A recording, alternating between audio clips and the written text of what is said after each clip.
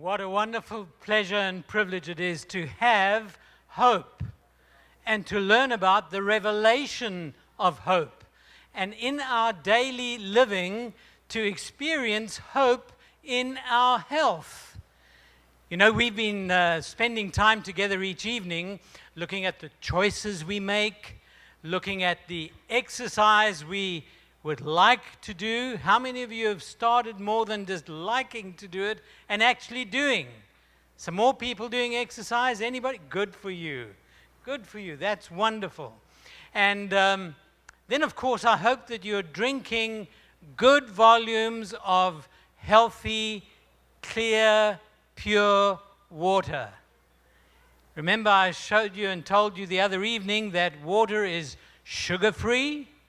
It's free of many other problematic issues like caffeine and so on. It's something that we should drink a lot of.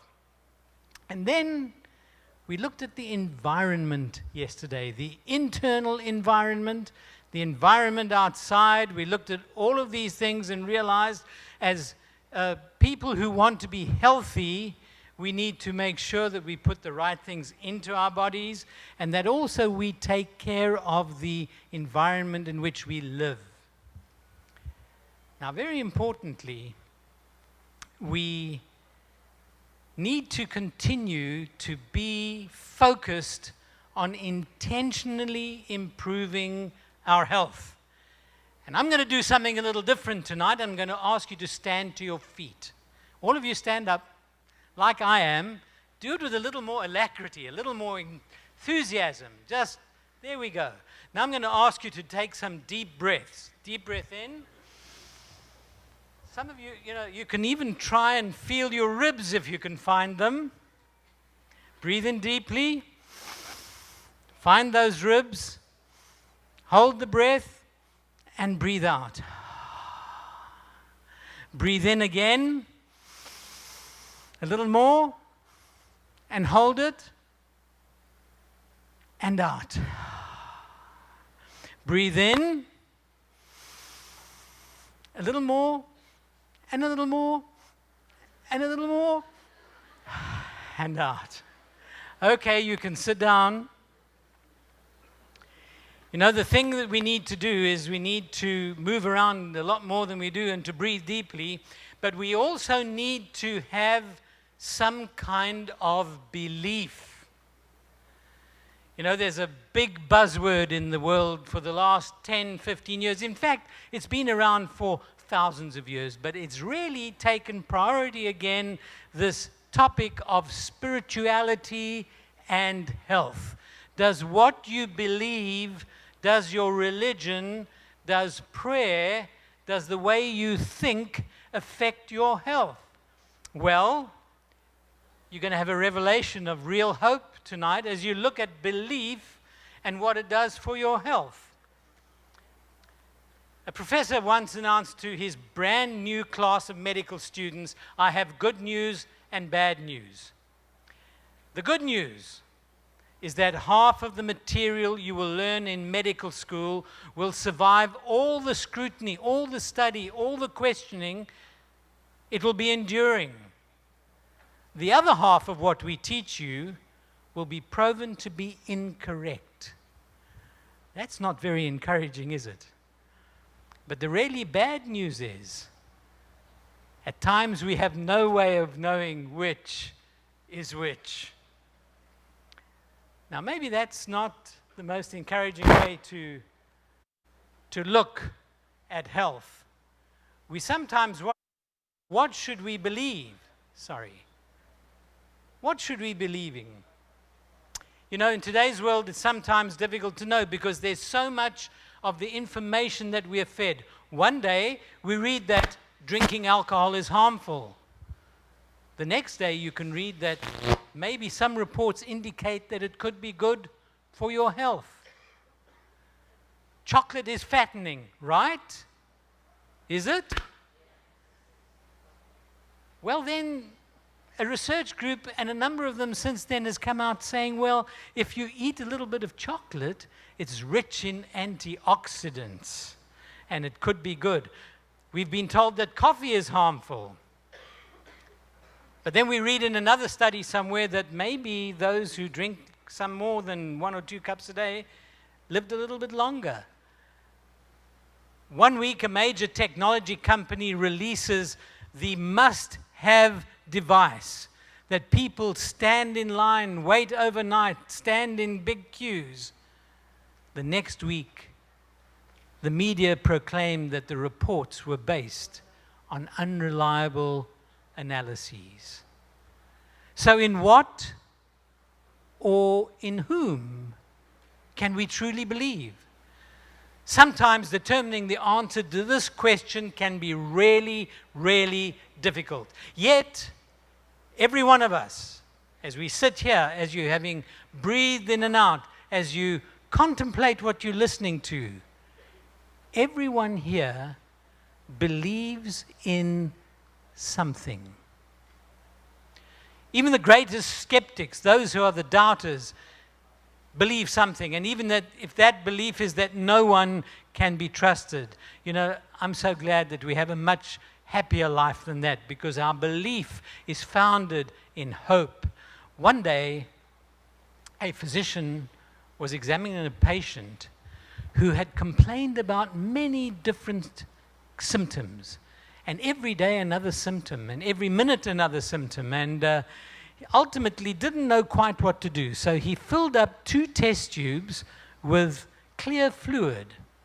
In the one test tube, he placed hydrogen peroxide, and in the other test tube, he placed plain water.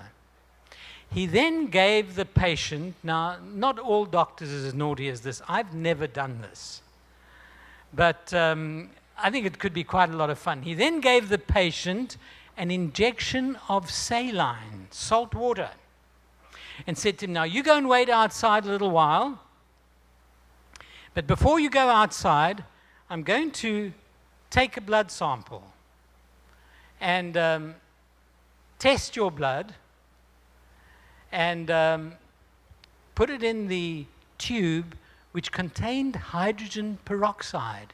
Now, if ever you've used hydrogen peroxide to clean a wound, it comes into contact with the blood. What does it do? It fizzes. It tends to bubble, and it gets a little bit warm.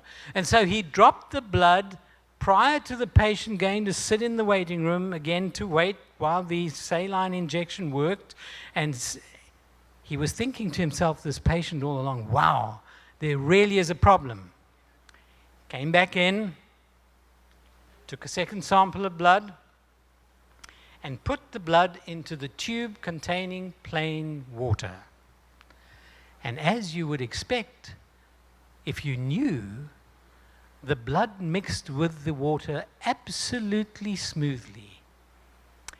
And the patient got up and walked out of the room believing that he was cured, feeling immensely better. The story goes that the next day, when the doctor arrived at his consulting room, he couldn't find parking place because the patient had been and told everybody about the wonderful medicine that this doctor could give. Everyone wanted the same treatment. You see, it shows you what belief can do for you. The power of belief. For many, a peddler of quack medicine, this phenomenon is a mighty source of revenue. You know, people may tell you and sell you all kinds of pills and potions and supplements, and often they don't do you any good. We place our belief and trust, and we should do that, in what is reliable. But remembering that unscrupulous salespersons can sometimes create a false need in the minds of their targets, and you and me are their targets. Sometimes with their odd kinds of concoctions, non-essential mineral supplements. You've seen and you've read and you've heard people say, you must have this supplement. It's going to do everything from curing your ingrown toenails to putting hair on your head. Well, you can see they don't work for me. Special diets. You know, the best diet to eat is the most healthful one. It's a vegetable, plant-based diet. They talk about electrical magnetic cures, little empty black boxes, and trading on what we call the gullibility factor. Because as human beings, we are often gullible, able to be fooled, sometimes because we do not think, because we do not rationalize, and we do not reason. For those who are healthy, who are tricked by the gullibility factor, the only cost is some money from which they soon will be parted. But in a situation where something really serious like a cancer, diabetes, heart disease, where those diseases are involved, one needs to be very careful that you take the kind of therapies, treatments, approaches which are proven and tested, and not only rely on the placebo effect or the belief factor in what is being given, but in looking very carefully to make sure that that which we use, what our belief is founded on, whether it be for your health, your wealth, your spiritual well-being, needs to be founded on something reliable and not unproven. We need to have a hope, a belief which is founded. Belief or faith within a religious setting, this has been shown to have statistically significant benefits that exceed the placebo effect, or just the effect of feeling better because you believe you're feeling better. When the religious experience of Americans who reached the age of 100, now a number of people in many parts of the world reach 100 years of age, researchers found that religiosity, having a faith, having a belief, enhanced their health, helped them to live longer. And so what is coming out very clearly in the studies today, because you may be wondering, well, what has religion got to do with the way I feel in my health? What has it got to do with my energy, my blood pressure, my heart disease, my depression? It's got everything to do with it, because if you have a faith and you practice that faith, and that faith is founded in a hope, you will have significantly improved health. Although there are many questions still unanswered, the benefits of trust in God result from more than simply attending religious services. They've studied in the Jewish sector. In Israel, they have communities called kibbutzim. That's where people come together to live on a farm in an agricultural setting. They share things together, they farm together, they live in a very socialized type of situation. And what they've done, they found that in those communities who were religious, because you get kibbutzim which are very religious, and you get those which are very secular.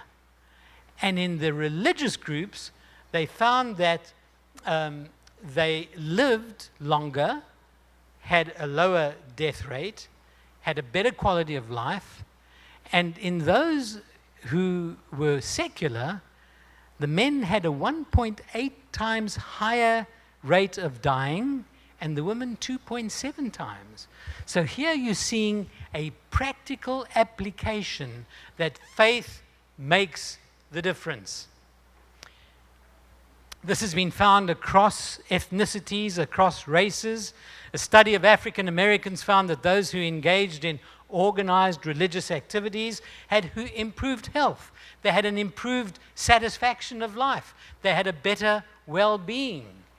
And in Duke University, it's been studied as well, showing again that people who have a faith have much more health, much less illness, and also have a better quality of life. There's also a very strong connection between social relationships and survival.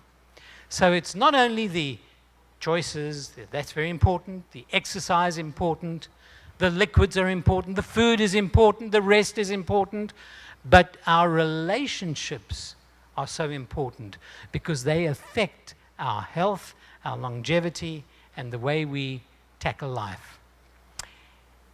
This relationship factor has been found to be common in every ethnic group, but has shown to be particularly important in white males.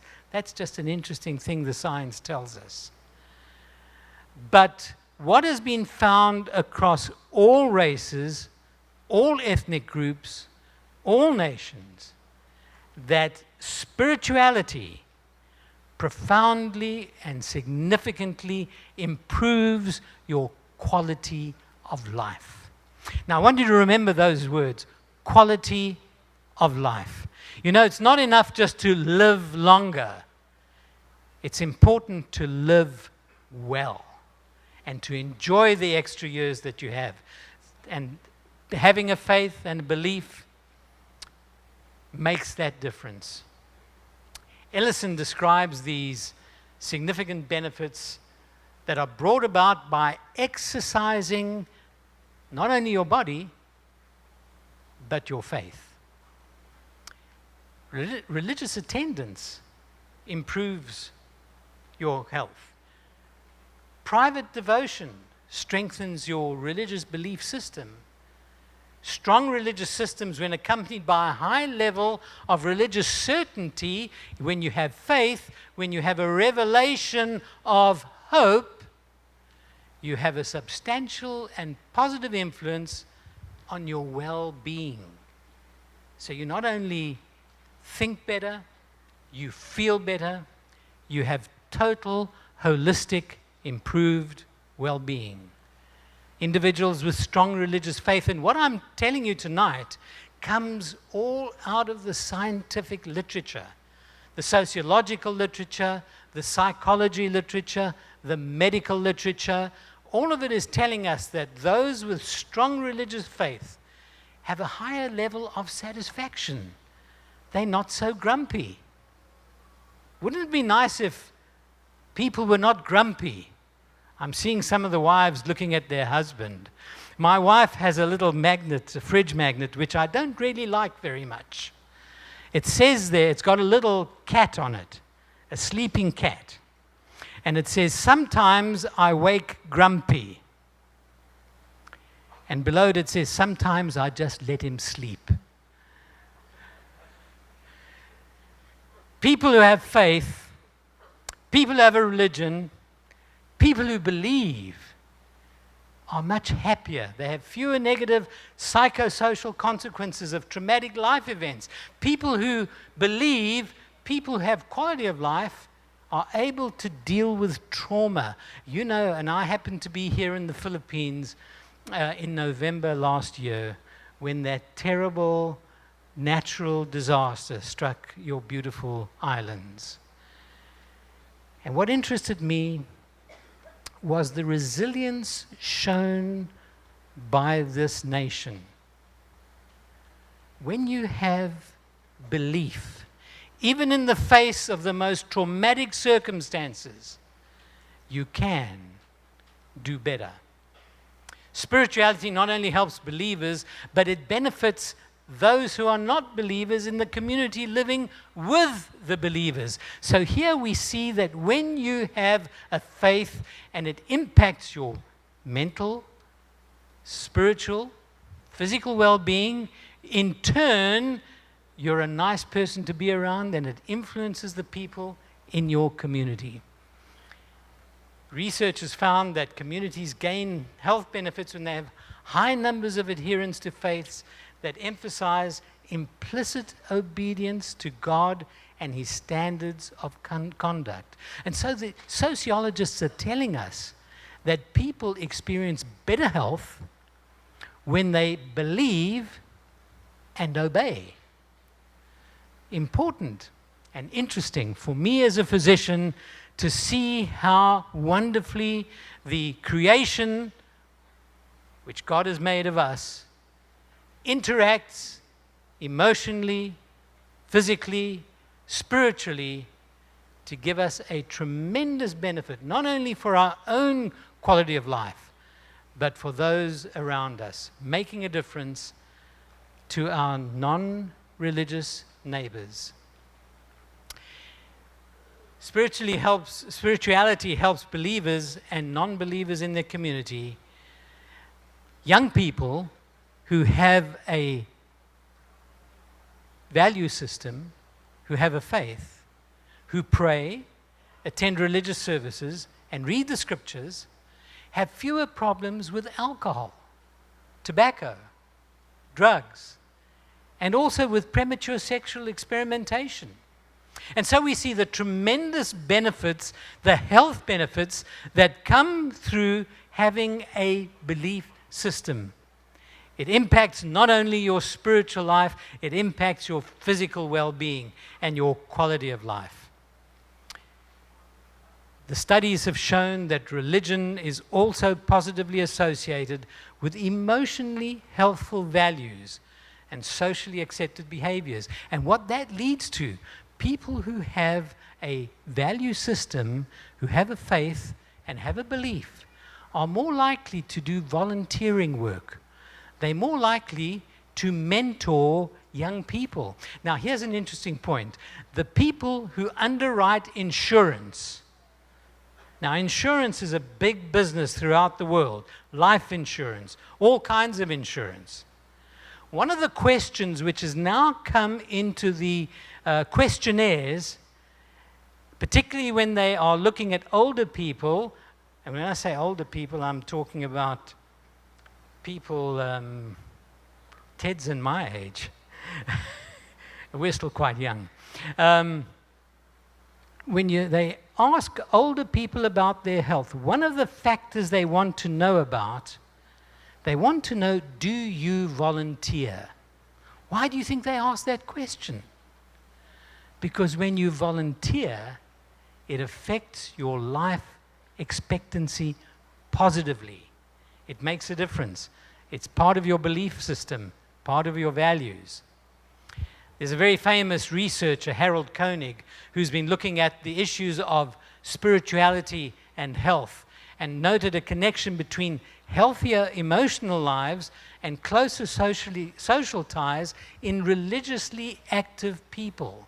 So when you have a faith and a belief, your emotional supporting is better, your bonding is better, and you have a much better enjoyment of friendships and social activities. Of course, increased physical activity, I've told you, makes a difference. But even when you exclude that, when you have a faith system, when you have a belief, when you have a positive approach to those around you, your life quality, expectancy, and longevity is improved. Thus, we find that belief in a loving God produces a very positive and powerful health-promoting mind. And so what I want you to remember this evening, it's so easy to talk about the exercise, the liquids, the nutrition, the rest, and so on. But what I want you to remember, your belief is equally important in helping you to live a better life. Belief in God may be associated with a reduction in stress. How often do you hear people saying, "Oh, I'm feeling so stressed out"? Have you said that? Have you felt that?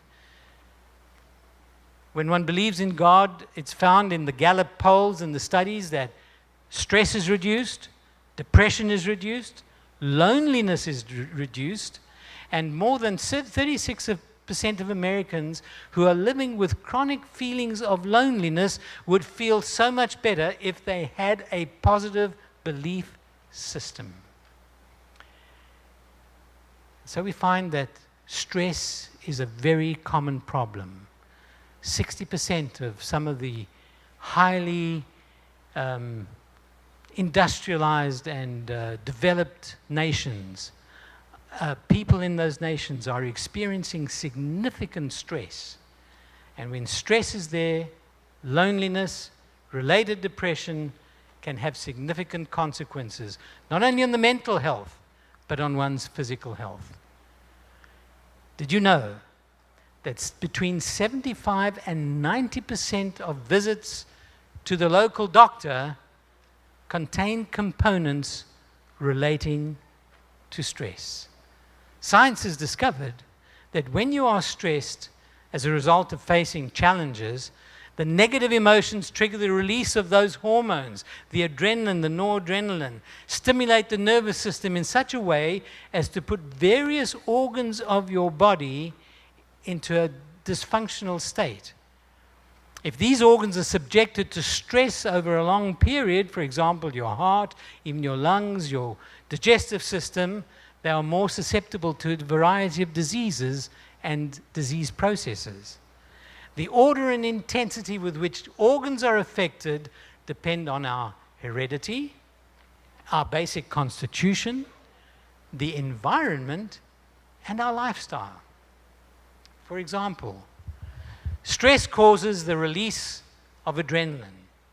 That adrenaline stimulates the heart to pump not only more rapidly, but it stimulates the heart to pump more strongly. And that leads to the feeling of your heart beating in your chest. Now, I hope that while you are sitting here tonight, that you're wide awake, but not only are you wide awake, but that you're not aware that your heart is beating inside your chest. If you have an unpleasant awareness of your heart beating in your chest, sure sign of stress. And that's what many people have, and I'm sure you've had it when you've been out on the roads or people push in front of you in lines and, things happen and you get a little upset. Palpitations because of the adrenaline. When stress hormones cause the blood vessels to constrict, some people have the resultant cold extremities, cold hands, cold feet, because they're being stressed. Sometimes it makes the hypertension or the blood pressure worse than it was. So there are many negative effects of stressful circumstances. Then, of course, stress may result in shallow and rapid breathing with an opening up of the lungs because one is getting into a state where you need to run away from the problem. So a consistent presence of stress has negative effects. It diverts the blood supply from the digestive system and can affect your digestive processes negatively. It can induce a state of increased blood clotting, which, as you may understand, can increase the amount of strokes and also the rate at which heart attacks occur. And so it has a number of detrimental effects. The only positive benefit of what we call eustress is when it makes you function more effectively. But generally, when stress is overactive, when there's too much of it, it negatively impacts your health. Of course, chronic stress results in wet palms, increased perspiration. I'm not stressed, I'm just warm at the moment. That's why I'm sweating. I'm actually quite enjoying what I'm doing. But when you're chronically stressed, you have this feeling of being damp all the time. It can increase your blood sugar. It can make diabetes worse. And it can cause alterations in your stomach functions. It can cause alterations in the number of times you feel you need to pass urine. So stress affects us significantly. Stress increases anxiety, depression, phobias. I don't know if you found that sometimes when you're stressed, you can't remember things. That's what stress does. It changes your memory. It also results in sleep disorders. But here's something interesting. There are scientifically proven benefits to prayer which counteract stress. What are we going to do to get rid of the stress in our lives? Well, one of the things we need to have a hope. We need to have a faith. We should have a belief. We should exercise. We should eat appropriately. We should drink the water.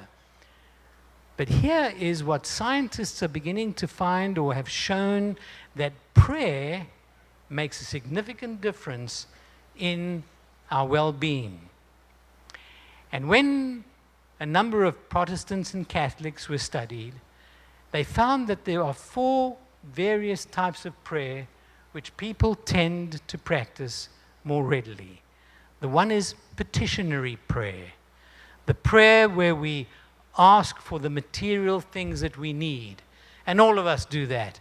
You know, there's a lot of praying, young people, that gets done in the exam room.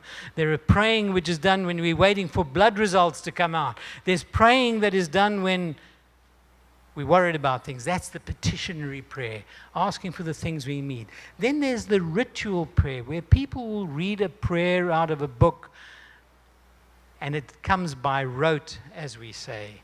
Then the next type of prayer is meditative prayer, or feeling or being in God's presence, meditating on Him and His Word. And then comes colloquial prayer. Colloquial prayer is when you talk to God as you would to a friend. And that really is a very, very meaningful kind of prayer. And of all the types of prayer I've mentioned to you, the big study that was done revealed that colloquial prayer correlates best with happiness and religious satisfaction. Whereas the ritual prayer, the read prayer, reading it out of a book, was associated with sometimes a negative effect, producing feelings of being more sad, lonely, tense, and fearful. And so belief can make a huge difference, even as you practice your belief. Talking to God as to a friend, telling Him our joys, our sorrows, can bring happiness, healing, and religious satisfaction. So important is the role of prayer in healing that Dr. Larry Dossey has said, I decided that not to employ prayer with my patients was the equivalent of withholding a potent drug or surgical procedure. Don't you think that's powerful? And then, of course, we have to then talked about the gullibility factor, and then I want to just emphasize that many have tried to solve their problems through the self-improvement type of approach, using yoga, secular meditation, or some similar internalized program of self-empowerment. However, these methods, when they are put to the test, do not have the same effectiveness, and in many cases they have been shown to just be techniques of self-hypnosis. Importantly to remember, most civilizations have been founded on a set of beliefs and moral values that lead to an orderly society. And throughout the centuries, belief in spiritual values has been a strong motivator to treat others well and to develop peaceful human relationships. And as we have belief in our lives, it impacts every aspect of our lives, remembering that we are holistic beings, body, mind, and spirit. Faithless and immoral societies have been shown by history to become so corrupt that they cannot survive. Belief is fundamental to science as well as to religion. Studies indicate that those who have regular spiritual practices, meet with a faith community, live longer, live better, and less likely to have the heart attack or the stroke. So celebrate belief. It is the foundation of life. The Bible says, you will keep him in perfect peace whose mind is stayed on you. Don't you want to have that perfect peace that helps to eliminate the stress, the palpitations, the cold extremities, the lack of sleep, the bad digestion?